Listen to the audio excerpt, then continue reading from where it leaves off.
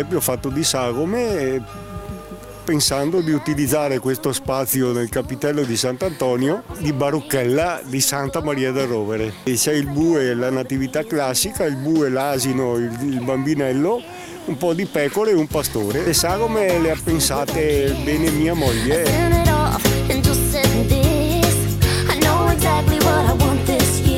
E la benedizione di Dio Onnipotente scenda su tutti voi e vi dia pace nel nome del Padre, del Figlio e dello Spirito Santo. Amen.